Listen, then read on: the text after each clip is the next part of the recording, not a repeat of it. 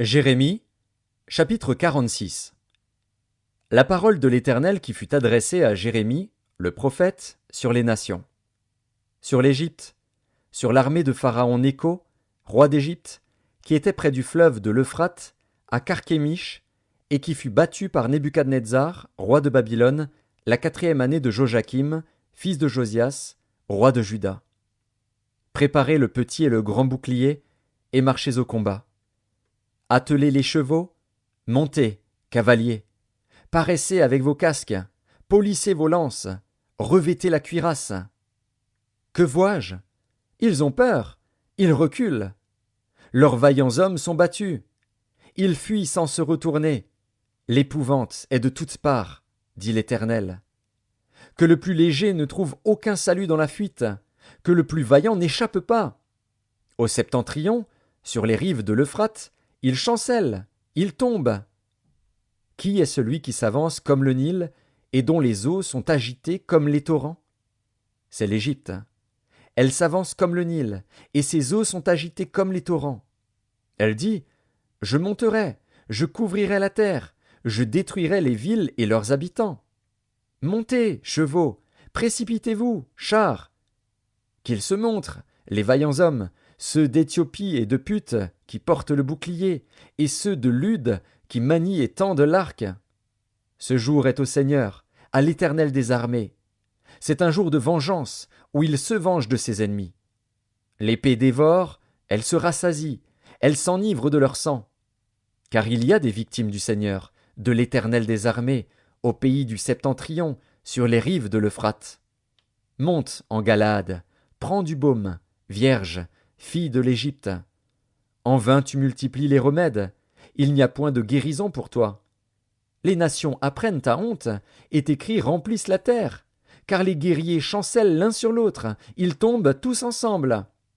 La parole qui fut adressée par l'Éternel à Jérémie, le prophète, sur l'arrivée de Nebuchadnezzar, roi de Babylone, qui voulait frapper le pays d'Égypte.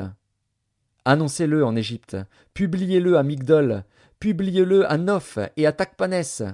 Dites: Lève-toi, prépare-toi, car l'épée dévore autour de toi. Pourquoi tes vaillants hommes sont-ils emportés? Ils ne tiennent pas ferme, car l'Éternel les renverse. Il en fait chanceler un grand nombre. Ils tombent l'un sur l'autre, et ils disent: Allons, retournons vers notre peuple, dans notre pays natal, loin du glaive destructeur. Là, on s'écrie: Pharaon, roi d'Égypte, ce n'est qu'un bruit. Il a laissé passer le moment. Je suis vivant, dit le roi, dont l'Éternel des armées est le nom, comme le Tabor parmi les montagnes, comme le Carmel qui s'avance dans la mer. Il viendra. Fais ton bagage pour la captivité, habitante, fille de l'Égypte. Car Noph deviendra un désert, elle sera ravagée, elle n'aura plus d'habitants. L'Égypte est une très belle génisse. Le destructeur vient du septentrion. Il arrive. Ses mercenaires aussi sont au milieu d'elle comme des veaux engraissés. Et eux aussi, ils tournent le dos, ils fuient tous sans résister. Car le jour de leur malheur fond sur eux, le temps de leur châtiment. Sa voix se fait entendre comme celle du serpent. Car il s'avance avec une armée, il marche contre elle avec des haches, pareilles à des bûcherons. Ils abattent sa forêt, dit l'Éternel, bien qu'elle soit impénétrable. Car ils sont plus nombreux que les sauterelles, on ne pourrait les compter. La fille de l'Égypte est confuse, elle est livrée entre les mains du peuple du Septentrion.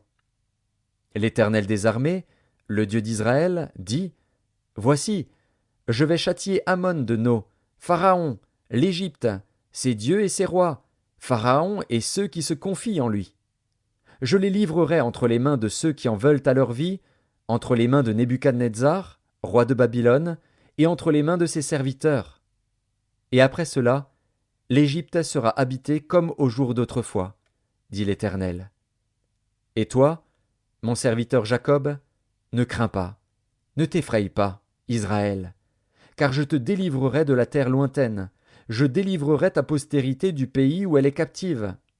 Jacob reviendra, il jouira du repos et de la tranquillité, et il n'y aura personne pour le troubler. Toi, mon serviteur Jacob, ne crains pas, dit l'Éternel, car je suis avec toi. j'anéantirai toutes les nations parmi lesquelles je t'ai dispersé, mais toi, je ne t'anéantirai pas. Je te châtierai avec équité, je ne puis pas te laisser impuni.